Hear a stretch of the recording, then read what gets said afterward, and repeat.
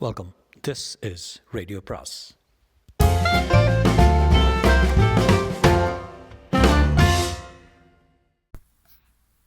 அனைவருக்கும் அன்பு வணக்கம்.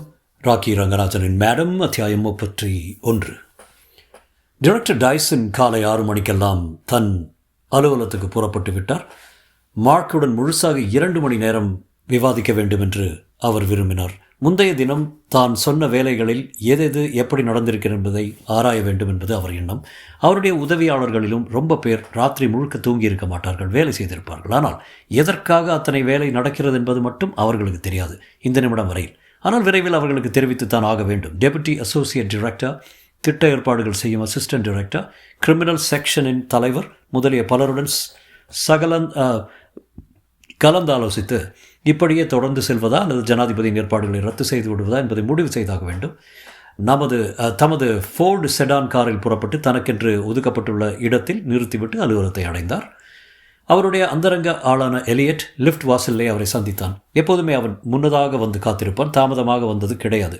எந்திரம் மாதிரி வேலை செய்கிறான் என்று டைரக்டர் அவனை பற்றி அடிக்கடி நினைத்துக் கொள்வார். இன்று ஏதாவது கோளாறாக நடந்து போனால் ஜனாதிபதியிடம் நாமே ராஜினாமா கொடுக்க வேண்டியிருக்கும். ஜனாதிபதியாக யார் இருப்பார் என்பதுதான் கேள்வி. கசப்பான எண்ணங்களை உதறி தள்ளினார் டைரக்டர். அதையெல்லாம் பிறகு பார்த்து கொள்ளலாம். இப்போதைக்கு அடுத்த 5 மணி நேரம் செய்ய வேண்டிய வேலைகளை கவனித்தால் போதும். எலியட் தெரிவித்த தகவல்களில் விசேடமாக எதுவும் இல்லை. டெக்ஸ்டர், ஹாரிசன் இருவருமே ஃபோனில் யாரையோ கூப்பிட்டு பேசினார்களாம். அவர்களையும் யாரோ கூப்பிட்டார்களாம். மற்றபடி அவர்கள் மீது சந்தேகப்படும்படியாக எதுவும் நடைபெறவில்லை என்று எலியட் சொன்னான். இப்போது அந்த 2 செனட்டர்களும் எங்கே இருக்காங்க என்று டைரக்டர் கேட்டார். 2 பேரும் அவரவர் வீட்டில் காலை உணவு சாப்பிட்டு கொண்டிருக்கிறார்கள் சார். டெக்ஸ்டர் கென்சிங்டனில் உள்ள அவர் வீட்டில், ஹாரிசன் அலெக்சாண்ட்ரியாவில் உள்ள அவர் வீட்டில் இன்று காலை 5 மணியிலிருந்து அவர்களை நமது ஏஜென்ட்டுகள் 6 பேர் கண்காணித்து கொண்டிருக்கிறாங்க. இன்று முழுக்க கண்காணிக்கும்படி அவர்களுக்கு உத்தரவு போட்டிருக்கிறது. நல்லது. வழக்கத்துக்கு விரோதமாக எது நடந்தாலும் உடனே எனக்கு தெரிவி. நிச்சயமா சார். எலியட் கிளம்பி சென்றதும் அடுத்து கைரேகை நிபுணர் உள்ளே வந்தார். ராத்திரி முழுக்க வேலை செய்யும்படி நேரிட்டதற்காக டைரக்டர் அவரிடம் மன்னிப்பு கேட்டுக்கொண்டார். அந்த கைரேகை நிபுணரின் பெயர் சாமட்டன். 5.5 அடி உயரம், சற்றே சோனியான தேகம். தன் அறிக்கையை ஆர்வத்துடன் விவரித்தார். பொம்மையை வைத்துக் கொண்டிருக்கும் குழந்தை மாதிரி அவர் குரலில் எப்போதும் உற்சாகம் கொப்பளிக்கும். கைரேகைகளை ஆராய்வது என்பது அவருக்கு வெறும் சம்பளம் வாங்கும் வேலையல்ல, உயிர் துடிப்புள்ள காரியம். இதுவரை 3 வெவ்வேறு விதமான பெருவிரல் ரேகைகளை கண்டுபிடிச்சிருக்கோம் சார் என்றார் சாமட்டன். மற்ற விரல்களில் 17 ரேகைகளை கண்டுபிடிச்சிருக்கோம். வழக்கமான அயோடின் ஃபியூம் முறையை பயன்படுத்தாமல் வேறு வகையில் பரிசீலனை செய்து வருகிறோம். அந்த டெக்னிக்கல் நுட்பங்களை விளக்க வேண்டிய அவசியமில்லை என்று நினைக்கிறேன் சார். அவசியமில்லை என்று சொல்வது போல டைரக்டர் கையை வீசினார். இப்போதுள்ள நிலைமையில் அதெல்லாம் அவசியம் என்று அவருக்கு தெரியும். இன்னும் ஒரு 2 பிரிண்ட்டுகளை பரிசீலனை செய்ய வேண்டியது தான் பாக்கி சார் என்றார் சாமட்டன். இன்னும் 2 மணி நேரத்துக்குள்ளே அந்த 22 கரன்சி நோட்டை பற்றி முழு தகவல் தந்துடுறோம். டைரக்டர் தன் கை கடிகாரத்தை பார்த்து கொண்டார். இப்போதே மணி 6:45 ஆகியிருந்தது. அருமையாக வேலை செய்திருக்கிறீர்கள். இனிமேல் தாமதிப்பிருக்கிற நேரமில்லை. நீங்கள் கண்டுபிடித்த முடிவுகளை எவ்வளோ சீக்கிரம் தெரிவிக்க முடியுமோ அவ்வளோ சீக்கிரம் தெரிவிங்கள். சாதகமான முடிவாக இருந்தாலும் சரி, பாதகமான முடிவாக இருந்தாலும் சரி. உங்கள் ஆட்கள் இரவு முழுக்க கண் விழித்து வேலை செய்திருக்கிறார்கள். அவர்களுக்கு என் நன்றியை தெரிவியுங்கள் என்றார் டைரக்டர். கைரேகை நிபுணர் வேகமாக வெளியேறினார். மீதமுள்ள வேலைகளை முடிப்பதற்காக டைரக்டர் பொத்தானை அழுத்தி மிஸ்ஸஸ் மெக்ரிகரை கூப்பிட்டு அசிஸ்டன்ட் டைரக்டர் வில்லியம்ஸை அனுப்பி வைக்கும்படி சொன்னார். டைரக்டர் அடுத்தபடியாக உள்ள 6 உயரதிகாரிகளில் ஒருவர் வில்லியம்ஸ். அபார மூளை என்று பெயர் பெற்றவர். இப்படி நடந்தால் என்ன பண்ணலாம், அப்படி நடந்தால் என்ன பண்ணலாம் என்று டைரக்டர் சும்மாவானும் கற்பனையாக அவரிடம் கேள்விகள் கேட்பது வழக்கம். வில்லியம்ஸ் சொல்லக்கூடிய பதில் பிற்பாடு சரியாகவே இருக்கும். அவருடைய முடிவுகளில் டைரக்டருக்கு எப்போதும் மிகுந்த நம்பிக்கை உண்டு. ஜனாதிபதி கேன் என்று வெள்ளை மாளிகையிலிருந்து கேபிட்டல் கட்டடத்துக்கு புறப்பட்டு போகும்போது என்ன நடக்கும் என்பதை பற்றி ஏற்கனவே வில்லியம்ஸிடம் கேட்டிருந்தார் டைரக்டர். என்ன யோசனை செய்தீர்களா என்று இப்போதும் கேட்டார். பிரச்சனையில் சிக்கல் எதுவும் கிடையாது டைரக்டர். நான் எல்லா கோணங்களிலும் சிந்தனை செய்து பார்த்துட்டேன் என்று பதில் வந்தது. காலையிலிருந்து முதல் தடவையாக டைசனின் முகத்தில் புன்னகை இரும்பியது. அறைக்கு வெளியே வந்து படிகளில் இறங்கிய டைசன் நீண்டிருந்த வராந்தாவில் ஓரமாக சாய்ந்து கொண்டார். சொல்லுங்க என்றார். கூடவே நடந்து வந்தபடி விவரித்தார் வில்லியம்ஸ். ஜனாதிபதி வெள்ளை மாளிகையிலிருந்து 10 மணிக்கு புறப்படுவதாயும் கார் மூலம் கேபிட்டல் கட்டடத்தை அடைவதாயும் வைத்துக் கொள்ளும்படி சொன்னீர்கள். அதற்கு அவருக்கு 6 நிமிடம் பிடிக்கும். அவர் பயணம் செல்வது குண்டு தொலைக்காத கார் என்றும் ரகசிய போலீசார் முழு பாதுகாப்பு தருகிறார்கள் என்று சொன்னீர்கள். அப்படிப்பட்ட நிலையில் அவரை படுகொலை செய்வது சாத்தியமா என்று உங்கள் கேள்வி இல்லையா? அது அநேகமாக அசாத்தியம் என்பதுதான் என் பதில்.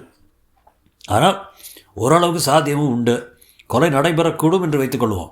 கொலைகார கும்பல் 3 வழிகளை கையாளக்கூடும். 1 வெடி வைப்பது, 2 கைத்துப்பாக்கியானால் நேருக்கு நேரே சுடுவது, 3 நெடுந்தொலைவிலிருந்து துப்பாக்கியால் சுடுவது. ஏதோ பாட புத்தகத்தில் நெற்று பண்ணியதை ஒப்பிக்கிற மாதிரி வில்லியம் சொல்லி கொண்டு போனார். வெடி வைக்கிறார்கள் என்று வைத்துக்கொண்டால் ஜனாதிபதி செல்கிற பாதையில் எந்த இடத்தில் வேண்டுமானாலும் வைக்கலாம். ஆனால் கூலி கொடுத்து அமர்த்தும் கொலைகாரர்கள், கொலையை தொழிலாக கொண்டவர்கள் வெடி வைப்பது கிடையாது. ஏனென்றால் வேலை முடிந்தால்தான் அவர்களுக்கு பணம். சும்மா முயற்சி பண்ணுவதற்கு பணம் கிடைக்காது. ஜனாதிபதிகள் கொலை செய்யப்பட்ட நிகழ்ச்சிகளை யோசனை பண்ணி பாருங்கள். பல ஜனாதிபதிகள் பதவியின் போது கொலை செய்யப்பட்டிருக்கிறார்கள். ஆனால் வெடி வைத்து வெற்றிகரமாக கொலை செய்தது என்பது கிடையவே கிடையாது. வெடி முயற்சிகளில் பெரும்பாலும் நிரபராதிகள் தான் இறந்து போகிறார்கள். சில சமயம் கொலை சதியில் ஈடுபட்டவர்களே இறந்து போவதும் உண்டு. ஆகவே கொலையை தொழிலாக கொண்டவர்கள் கூலிக்கு அமர்த்தப்பட்டிருக்கிறார்கள் என்று வைத்துக்கொண்டால் வெடி அம்சத்தை நாம் தள்ளிவிடலாம். அடுத்து இருப்பது கைத்துப்பாக்கி அல்லது பெரிய துப்பாக்கி. ஆனால் கைத்துப்பாக்கியை நாம் விட்டு விடலாம்னு நினைக்கிறேன். ஏனென்றால் கூலிக்கு அமர்த்தப்பட்ட ஒரு கொலைகாரன் ஜனாதிபதியின் பக்கத்துக்கு நேரே வந்து நின்று நேருக்கு நேர் சுட மாட்டான். அது அவன் உயிருக்கே ஆபத்து. மாட்டிக்கொண்டால் அவனையே சுட்டு கொன்று விடுவார்கள். ஆகவே ஜனாதிபதியின் குண்டு துளைக்காத காரை தாக்குவதுதான் ஒரே வழி. அதற்கு மகா சக்தி வாய்ந்த துப்பாக்கியோ பீரங்கி வைத்த டேங்கோ தேவை. வாஷிங்டன் நகரத்தின் நட்ட நடுவே அப்படி ஒன்றை எடுத்துக்கொண்டு யாரும் வர முடியாது. டைரக்டர் அவர் பேச்சை கூர்ந்து கேட்டபடி இருந்தார்.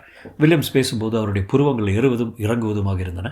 மடத்தனமான கேள்விகள் கேட்டு அவர் பேச்சில் குறுக்கிடக்கூடாது என்று முடிவு செய்தவராக டைரக்டர் டைசன் மௌனமாக காத்திருந்தார்.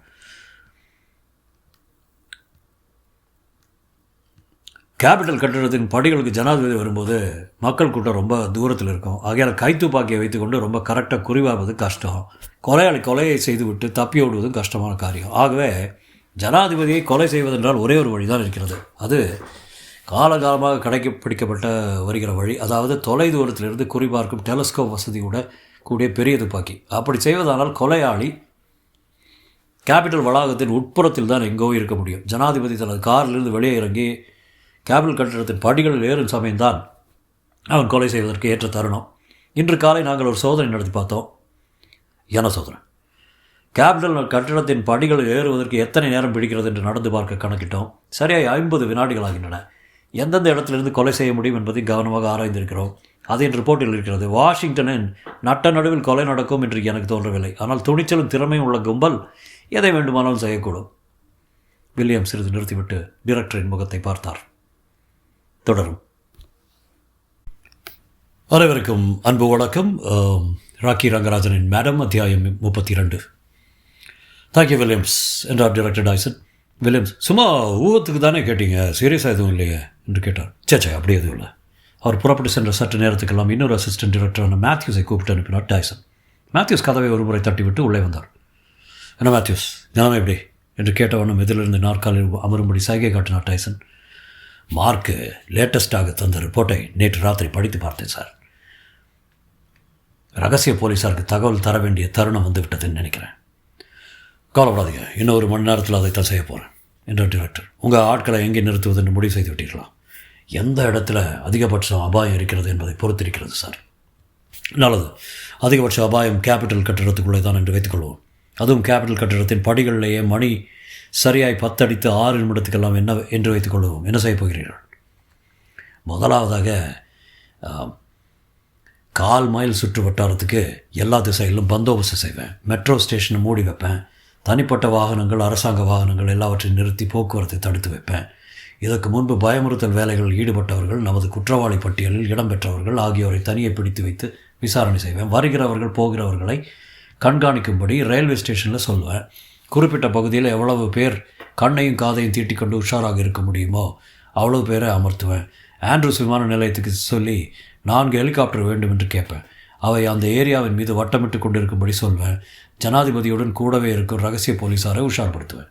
போலே, எல்லாம் சரியாக சொன்னீங்க. இந்த நிமிடம் நான் ஒரு அவசர உத்தரவு போடுறேன் என்று வைத்துக் கொள்ளுங்கள். உடனே அதை நிறைவேற்ற உங்களுக்கு எத்தனை நேரம் பிடிக்கும்? எவ்வளோ ஆட்கள் தேவைப்படும்? மேத்யூஸ் தன் கைகாடிகாரத்தை பார்த்து கொண்டார். மணி 7. 1 நிமிடம் தனக்குள் யோசனை செய்தவர், எனக்கு 300 ஏஜென்ட்டுகள் தேவைப்படுவாங்க சார். அவர்களுக்கு கட்டளைகள் பிறப்பித்து நான் சொன்ன நடவடிக்கைகளை தயார்படுத்த 2 மணி நேரம் பிடிக்கும் என்றார். ரைட், நான் இப்போதே அவசர கட்டளை பிறப்பிக்கிறேன் என்றார் டைசன். எல்லாம் ரெடியானதும் எனக்கு தகவல் கொடுங்க. ஆனால் கடைசி நிமிடம் வரையில் என்ன விஷயம் என்பதை அவர்களுக்கு சொல்ல வேண்டாம். இன்னொன்று, ஹெலிகாப்டர்கள் வரட்டும், ஆனால் 10 அடித்து 1 நிமிடத்துக்கு வர வேண்டும். அதற்கு முன்னால் வரக்கூடாது. விஷயம் வெளிப்படுவதற்கு கடுகத்தனையும் நாம் இடம் தந்து விடக்கூடாது. அப்போதும் கொலைகாரர்களை நம்மால் பிடிக்க முடியும். சார், பேசாமல் ஜனாதிபதியின் நிகழ்ச்சிகளை நீங்கள் ரத்து செய்து விட போகக்கூடாதா? ஏற்கனவே நம்ம கழுத்தளவு சிக்கலில் இருக்கோம்.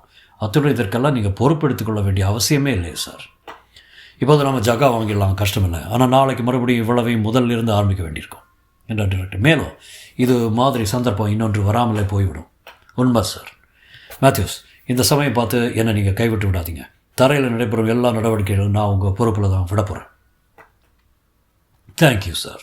மேத்யூஸ் அறையை விட்டு வெளியேறினார். அமெரிக்காவில் உள்ள வேறு எந்த FBI அதிகாரியை காட்டிலும் இவர் ஆற்றலுடன் காரியத்தை முடிப்பார் என்று டைசனுக்கு திருப்தி ஏற்பட்டது.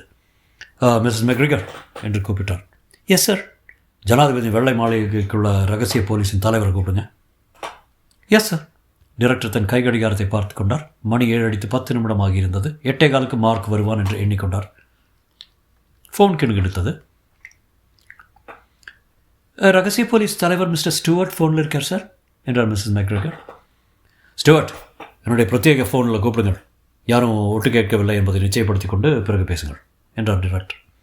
சீரியஸாக ஏதோ பேச வேண்டும் என்றால் தான் அவர் அப்படி சொல்வார் என்று ஸ்டூவர்ட்டுக்கு தெரியும். எனவே உடனே டைரக்டரின் பிரத்யேக ஃபோனில் கூப்பிட்டார். ஸ்டூவர்ட், உங்களை நான் உடனே பார்த்து பேசியாக வேண்டும். 1/2 மணி நேரத்துக்கு மேலே ஆகாது. வழக்கமான இடம், ரொம்ப அவசரம் என்றார் டைசன். சரி என்றார் ஸ்டூவர்ட். ஆனால் இந்த நேரத்தில் சொல்கிறாரே என்று சங்கடமாக இருந்தது. இன்னும் 2 மணி நேரத்தில் ஜனாதிபதி வெள்ளை மாளிகையிலிருந்து கிளம்புகிறார். அருகில் இருந்து பந்தோபஸ்து ஏற்பாடுகளை கவனிக்க வேண்டிய சமயம். இப்போது போய் டைசன் கூப்பிடுகிறார். ஆனால் வருடத்தில் 2-3 முறை தான் இப்படி அவசரமாக அவர் கூப்பிடுவாராகவே மற்ற அலுவல்களை ஒதுக்கி வைத்துவிட்டு டைசனை பார்க்க போக வேண்டியதுதான் ஜனாதிபதி கேனுக்கு அடுத்தபடியாக டைரக்டரின் கட்டளைக்கு தான் முக்கியத்துவம். 10வது நிமிடம். யூனியன் ரயில்வே ஸ்டேஷன் வாசலில் டாக்ஸிகள் ஒன்றின் பின் ஒன்றாக கியூவில் நின்றன. அவற்றுள் ஒன்றில் டைரக்டர் டைசனும் ரகசிய போலீஸ் அதிகாரி ஸ்டூவர்ட்டும் சந்தித்து பேசினார்கள். முதல் நின்றிருந்த டாக்ஸியில் அவர்கள் ஏறிக்கொள்ளவில்லை. 7வதாக இருந்த டாக்ஸியில் ஏறிக்கொண்டார்கள். அந்த டாக்ஸியை டைரக்டரின் அந்தரங்க ஆளான எலியட் ஓட்டினான். கேபிட்டல் கட்டடத்தை சுற்றினார் போல் டாக்ஸி நின்றது. அந்த சந்திப்பு 10 நிமிடம் நடைபெற்றது. டைரக்டர் சொல்வதை ஸ்டூவர்ட் கேட்டுக்கொண்டார். நடுவில் குறுக்கிடவில்லை. மார்க்கின் அலாரம் அவனை எழுப்பியது. மணி பார்த்தான். 6:45. ஷேவ் செய்து கொண்டு ஷவரில் குளித்தான். கமிட்டி கூட்டங்கள் பற்றிய குறிப்புகளை வாங்கிக் கொள்ளாமல் வந்துவிட்டோம் என்று அவருக்கு உறுத்தலாகவே இருந்தது. ஆனால் கொலை சதியில் ஈடுபட்டிருப்பவர் செனட்டர் டெக்ஸ்டரா, செனட்டர் ஹாரிசனா என்று அதில் ஒன்றும் தெரியப்போவதில்லை என்று தனக்குத்தானே சொல்லிக் கொண்டான். நல்லவேளை செனட் சிற்றுண்டி விடுதியில் செக் பண்ண தோன்றியது. அதனால் தானே புரூக்ஸ், பியர்ட், தாண்டன் ஆகிய 3 செனட்டர்கள் மீது சந்தேகப்பட தேவையில்லை என்று ஆயிற்று. இப்போது டெக்ஸ்டர், ஹாரிசன் ஆகிய 2 பேர் தான் சந்தேகப்பட்டில் மிஞ்சிருக்கிறார்கள். டெக்ஸ்டர் மீதும் சந்தேகப்பட தேவையில்லை என்று தெரிந்தால் எவ்வளவு நன்றாயிருக்கும் என்று மார்க் நினைத்து கொண்டான். ஆனால் சந்தர்ப்ப சாட்சியங்கள் டெக்ஸ்டரையே சுட்டி காட்டுகின்றன என்று டைரக்டர் நம்புகிறார். கொலைச்சதியில் டெக்ஸ்டருக்கு தான் நோக்கம் பலமாக இருக்கிறது என்று நினைக்கிறார். அவர் நினைப்பது தான் சரியாயிருக்கும் போல் இருக்கிறது. இருந்தாலும் மார்க் கைகடிகாரத்தை பார்த்து கொண்டார். புறப்படுவதற்கு நிறையவே நேரம் இருந்தது. படுக்கை நுனியில் உட்கார்ந்து கொண்டான். காலில் அரித்தது. சொரிந்தபடி உட்கார்ந்திருந்தான். எதையேனும் கவனிக்க தவறிவிட்டோமோ என்று திரும்ப யோசித்தான்.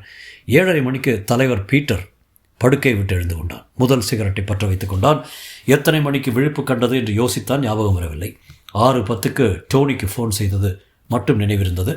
டோனி அவன் ஃபோனுக்காகவே காத்து கொண்டிருந்தான். ஏதேனும் எமர்ஜென்சி ஏற்பட்டு கார் தேவைப்பட்டால் ஒழிய இருவரும் அன்று சந்திக்க தேவையில்லை என்று டோனியிடம் சொன்னான் பீட்டர். அடுத்தாற்போல் சரியாய் 9:30 மணிக்கு டெலிஃபோனில் கூப்பிடுவதாயும் எல்லாம் சரியாக இருக்கிறதா என்பதை பேசிக்கொள்ளலாம் என்றும் சொல்லிவிட்டு ஃபோனை வைத்தான். 7:30 மணிக்கு பிறகு ரால்ஃப் கூப்பிடுவான்.